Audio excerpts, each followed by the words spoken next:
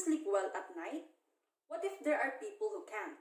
The struggles and sleepless nights of our healthcare workers and frontline personnel are very evident, and it would be shameless if we were to neglect what they do to us. Perhaps, let's picture the possible things people do to them.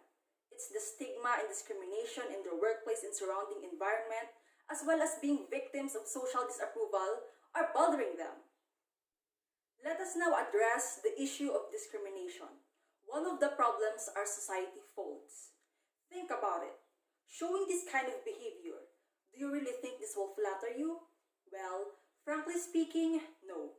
Having this kind of behavior will only show a fuller side of yours. As the number of cases has increased, so has the number of healthcare workers and frontliners responsible for responding to the COVID-19 pandemic. They are considered as the key players in fighting the crisis. They face issues such as stigma and prejudice in their work and surrounding environment. Their attention and decision-making abilities may be conflicted consequently of their psychological problems, which can have an impact not only on their mental health, but also on how they manage the ongoing crisis.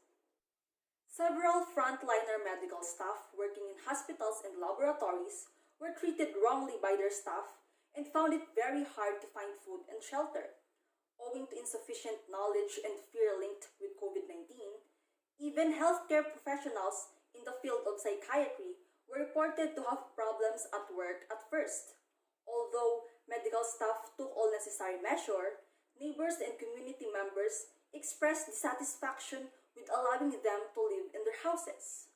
Unfortunately, due to the stigma associated with COVID-19, healthcare workers and frontliners are labeled, quarantined, and face loss of status and discrimination.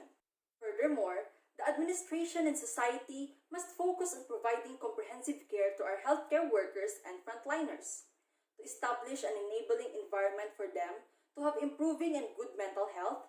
We must also think of their feelings and refrain from doing something offensive that could feel them down. I hope this opens the eye of the people. Let's be considerate, stop the stereotypes, and begin to have a change. Always remember, fight the virus, not the people.